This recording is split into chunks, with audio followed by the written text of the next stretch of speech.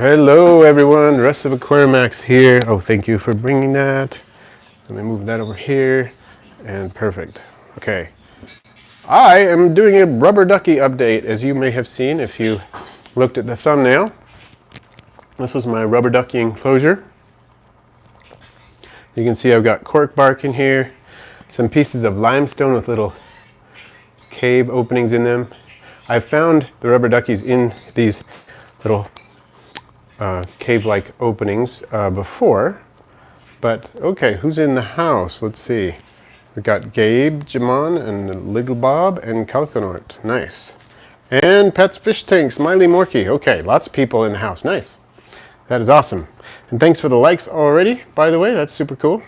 So what I've done is just a couple minutes ago, I went through and, all right, Supreme Gecko in the house too.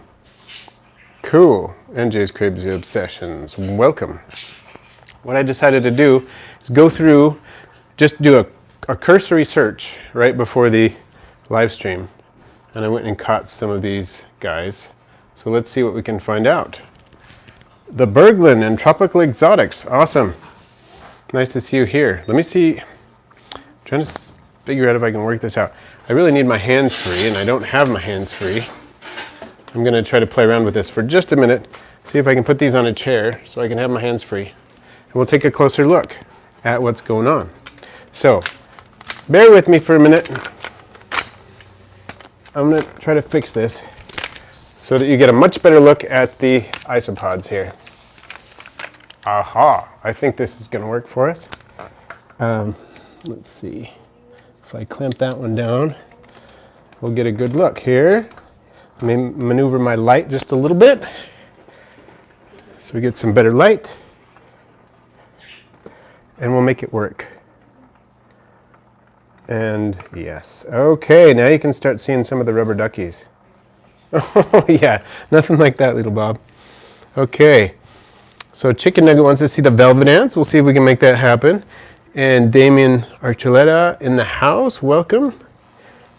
Evan, yeah, let's see some duckies, let's do it. So, all right, here we go. I originally had 10 duckies, and I think I may still have 10 duckies because I haven't found any dead ones. But I just dug through quickly, not exhaustively, and found, excuse me, I have a pretty nasty cough, and I found 7 adults. I have not found any monkey yet, but that doesn't mean there aren't any in here. I just went through it really quickly and was able to find 7 adults. So let's see what we can locate here in the enclosure, and we'll check it out. Oh, there's one. Are there 2 in this bunch or just one? Just one. So there's one of the rubber duckies right here. Ooh, look at that. That one's looking good. Looking very ducky. So Chicken Nugget, yes. Let's do some velvet ants if we can. At some point today, if we can manage it. And let's see, morning geckos, possibly. And keep in mind, everyone, if I can't do whatever we're talking about, whatever creatures you want to see this time, then I'll try to make an effort to do them later. I've got a lot of what do you call them? Morning gecko hatchlings right now, so that would be kind of fun to look at.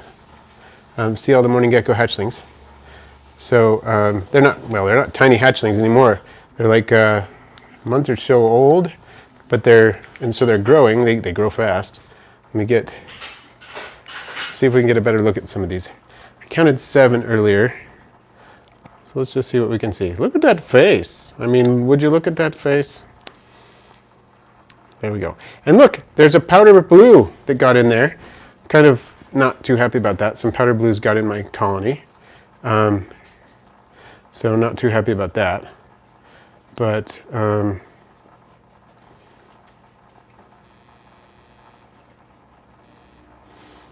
Hey, it's me says, you inspired me to get my first millipedes. I'm waiting for my bumblebee millipedes. Love your vids. Awesome. Bumblebees are a great choice. I have been keeping bumblebees for, I don't know, since 2015, I think, and they're great. So Excellent choice. They're always a favorite when I go to do bug presentations. People love those. And I have a ton of them, so I usually bring enough so that some of the people can hold them. I need to get that powder blue out of there. Powder blues end up anywhere. I mean, I don't know how they do it, but they do. I need to get that one out of there. I've been trying to dig them out. Every time I check on my rubber duckies, I take out a couple, so. Let's see.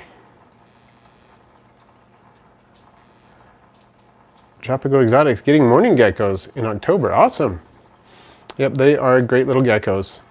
Not great for handling, but they're fun to watch, especially if you can see them at night, which is why I have my 3 setups just next to my bed. I had a special stand. I had my sister, who's a carpenter, custom build a stand so that I could have my 3 morning geckos with them just by the bed. So if I'm awake at night, can't sleep or whatever, I can check the geckos out, or early in the morning. You know, they're still active and running around. So, did anybody notice that this rubber ducky right here, look at the patterning on that one. It's not really a blonde ducky, but it's not really a dark ducky. It's just kind of somewhere in the middle. I don't know. It's kind of interesting, especially when you look at it from the side. It's a cool pattern. And all right. And let's see, trying to catch up here. So the Berglund, and yes, Wally, they are as cute as a button, aren't they? Those faces. The Berglund say, I just find it incredible there are so many different species. I think I missed which one you're talking about. And Gabe, Jamon, you should get morning geckos and millipedes. Not necessarily together, but you should get them. They're really fun. Chicken Nugget, if you were to get velvet ants, where would I get them? Depends on where you are. If you are in the US, then I recommend Bugs in Cyberspace. He usually has some this time of year. If you want to catch them in the wild, you can, in the evening, like after 6 p.m., go along paths that have been like hard-packed paths. Are a good place to look, where it's, especially on a day when it's not raining, but it has been recently, or it's a little bit it's kind of cloudy, there's some humidity in the air. That is the best time to go looking for them, and those are some of the best places to go looking for them. As far as plants you can look for, at least in my area, maybe not in yours, but globe mallow and prickly pear are 2 plants they tend to hang out around. Another one is Jerusalem artichoke. Jerusalem artichoke plants, the ones that look like sunflowers, they're smaller flowers than like the cultivated sunflowers, but they, you know, the tall plants with the big leaves and the yellow flowers. They have these lovely things called extrafloral nectaries, which are basically little repositories that are not in the flowers alongside on the sides of the plants that produce nectar that the velvet ants will go after. So in some parts of the country, those are good places to look. So hopefully that helps.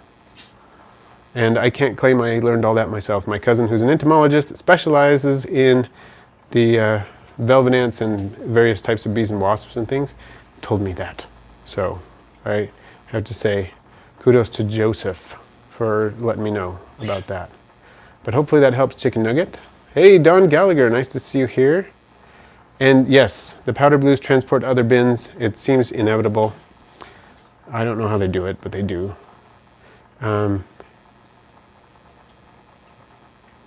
Okay, let me tell you about UVB, Jay's Crazy Obsessions. I have used UVB with morning geckos, and I've used it without. And I know some people are going to be angry with me or whatever, but they're nocturnal geckos. They probably do get exposed to small amounts of UVB because they stick their nose out, you know, during the day or whatever, and bask and whatnot. But honestly, with good diet, I haven't noticed a difference. They thrive without UVB because they are nocturnal geckos. I'm not saying you can do that with every gecko, and I'm not saying you can do that with bearded dragons, but you can do it with morning geckos without a problem. I've had mine with LEDs for a few years now. No UVB whatsoever. They are doing well. Very, very well. So, and the Berglund rubber duckies are not necessarily bigger than they're approximately the same size, I would say, as like a zebra isopod. They have kind of different proportions, but they're about the same size as zebra. There are plenty of isopods that get larger. I have some Armadillidium granulatum that get bigger, Hoffman's egg gets bigger, Magnificus gets bigger. Actually, dairy cows and quite a few others get bigger.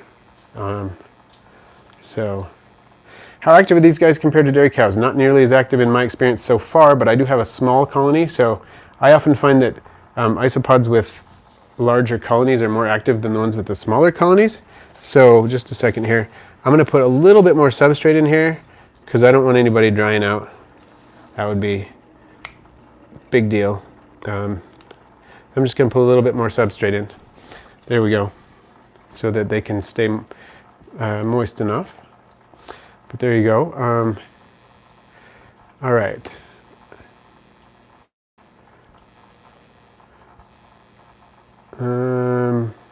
Let's see.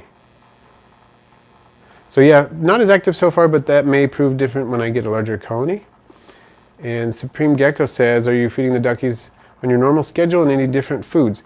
Approximately normal schedule. I'm still feeding them pretty sparingly because they're it's a smaller colony, you know, and that can be a problem to overfeeding small colonies. You get mold and stuff, as you know. So I haven't been feeding them as much, but I do feed them often. They have a pretty rich substrate, so there's that. That should help.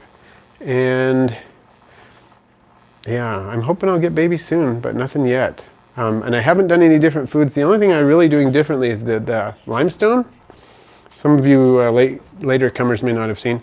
I've got several limestone chunks in there, and look at those powder blues in there, little stinkers. There might be some rubber duckies in here too. I've seen the rubber duckies hiding out in these limestone chunks because I was told by Dan Vivas at Mitten Exotics, from whom I obtained these isopods, that they need some of that. So I set them up with some limestone. That's about it. That's different. So AZ says, this is the only reason I would want roly-polies. Ah, because of rubber duckies?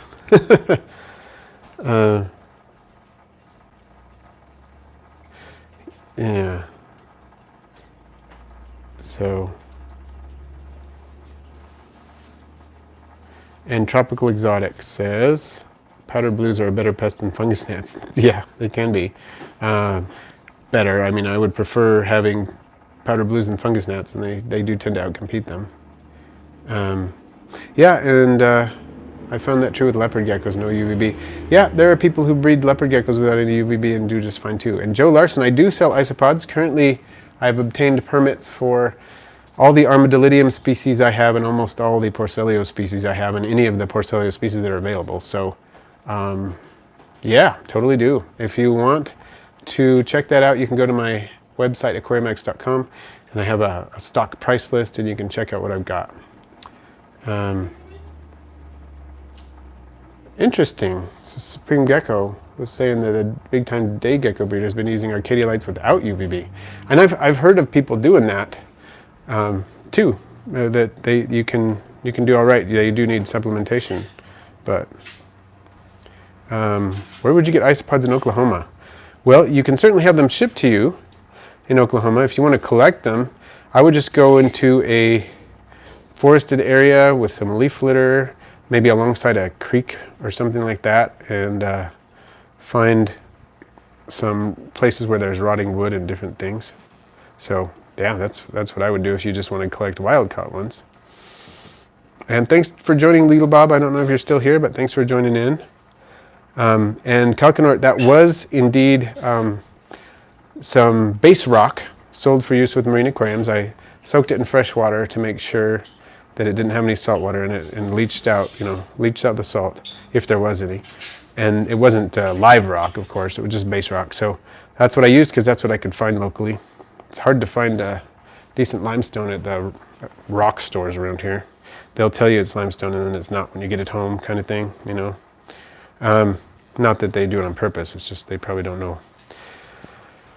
And A. Lark Arts, have you been declined for paper for any specific species of isopods? I have not been declined, I just haven't. See, what I did first is I thought I'd be strategic and say, I don't know if I'm going to get declined for anything. So rather than get declined, I'm going to apply for Armadillidium and Porcellio because that's a large proportion of the isopods I keep and sell. And I got approved for those, and then I amended my permit to include other species but I haven't received word on that amendment yet, and that's probably going to take a while. Hey, Crystal, welcome. White common isopods collected from my backyard. Are they Porcellio laevis by any chance? They throw whites fairly often, from what I hear of. And thanks, Wally, for putting the Aquarium X page up. And Miley, yeah, a creek is a good place. So Joe Larson says, I'm doing an Asian forest scorpion breeding project. Once my girl pops babies will be up for sale. As soon as they molt at least twice. Would you be interested in some scorpions? You know, I actually have an Asian forest scorpion, as well as a Coahuila devil scorpion, and I like them a lot. Right now my Coahuila is an adult, but my Asian forest scorpion is a scorpling. Honestly, I don't know how many scorpions I can get away with. I got to be careful on how many I get, because they're not my wife's favorite. But I think it'd be fun to breed them sometime, but I don't know if she'd be up for that. So, So Jay's crazy obsessions. Well, that's a difficult situation with the rat and the babies. Something you could do is, if you want to take care of the baby rats and let the mother take care of them until they're old enough, you could do the local online classifieds, but sell them for enough that people aren't going to buy them for snake food. Make sure they're going to be pets. You could do that. If they're like $2 or something, people will buy them for feeders. But if you say these are for pets only and the adoption fee is X number of dollars, and make it more expensive than that, then you'd have a better chance of people actually wanting them for pets and taking care of them, and you can socialize them, so people would like to do that kind of thing. Yes, under pieces of wood is a good place to look. Oh, they're A. vulgare. That's cool. You should get those breeding then. And let's see. Psycho 565, what color morphs am I breeding of A. vulgare? I have my high yellow morph that I've been working on for a while from individuals that I collected locally. And then I have orange vigor. And it's kind of unclear whether this is actually the same species or not, but I have magic potion. I think that's all I have for Armadillidium vulgare. I have other Armadillidium species, but for vulgare, I think those are the only ones that I have. So, yeah. So Calconor, let's see, pinkies for Pac-Man frogs. Are you bringing it up as a topic, like as a question, or are you indicating that's what you use? I know there's some controversy about that, so I'm just wondering that some people say, well, they should never have pinkies because the levels of fat and calcium and so on are off for that species of frog, and they can get overweight and they can have fatty liver disease and stuff like that. And other people says it's okay once in a while, and so I'm just wondering where you're going. So with that, Jay's crazy says, I'm going camping. I'm just worried that I'm going to leave for 5 days. My fish and cat have automatic food and water. Any ideas for a mom and like 10 babies? Wow. Okay. Yeah, that is a little bit complicated. I mean, usually rats if you clean the cage, and I have had quite a number of rats as pets in my life, and you can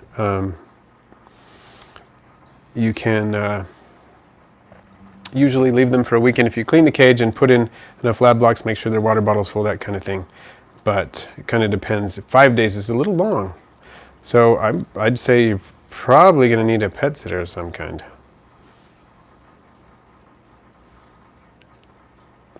Oh, and Miley Morky, magic potions. Yeah, magic potions, definitely a pill bug, and they are an Armadillidium. People sell them sometimes as Armadillidium species magic potion rather than Armadillidium vulgare magic potion. I've seen them both ways.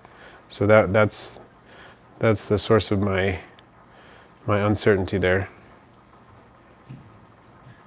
Oh, okay, so the white ones are juveniles, so you'll separate them as they're adults, the white ones. That's cool. Yeah, you might get an interesting strain there.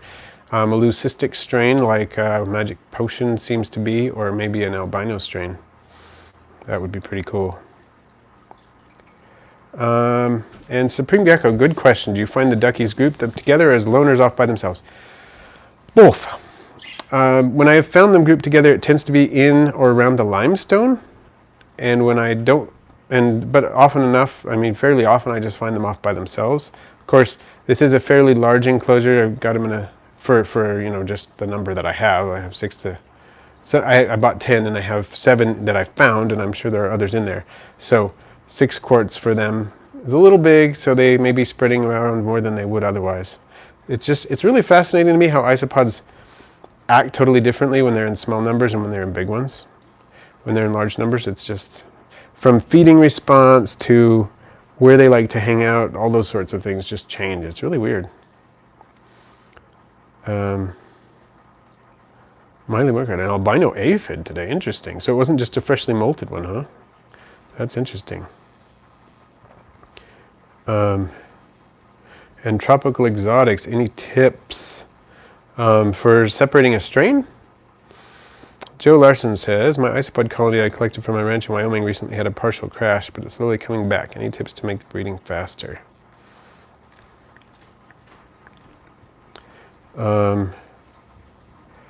What species do you have? Maybe I can give you some species-specific tips. I'm hoping so. All right. So, let's see. And Jay's Crazy Obsessions. I wish I could. I don't think I can. But one issue, too, is that if you move them, if you move the babies with the mother, she may well eat them. I used to raise hamsters and stuff, and they will sometimes eat their babies if they get moved and stressed. So you might have to have somebody come in to your house and do it.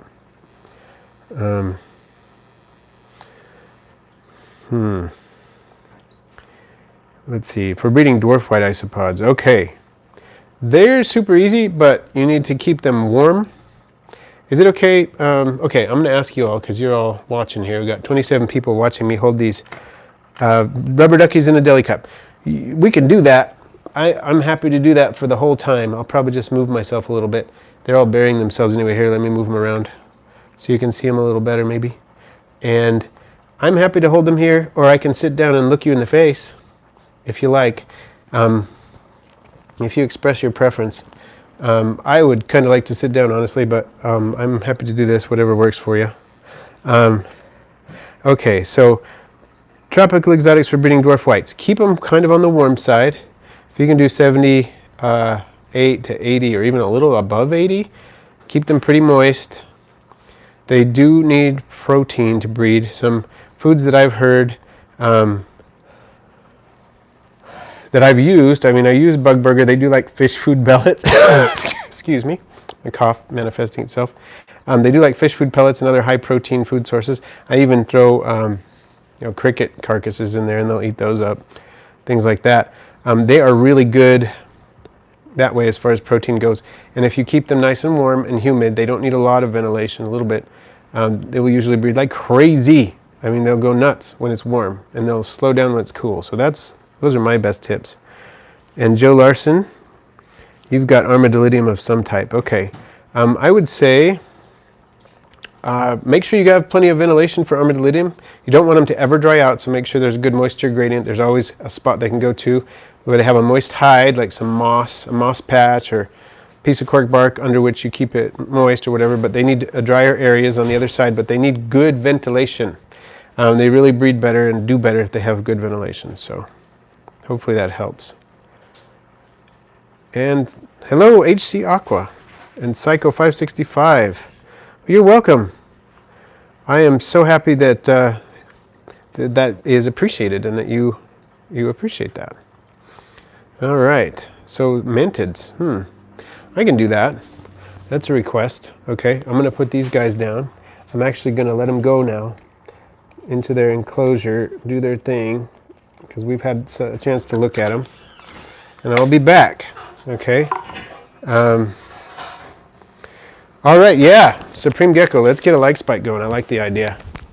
We've got a pretty decent number of likes right now. Okay, I'm going to be right back with a Mantis.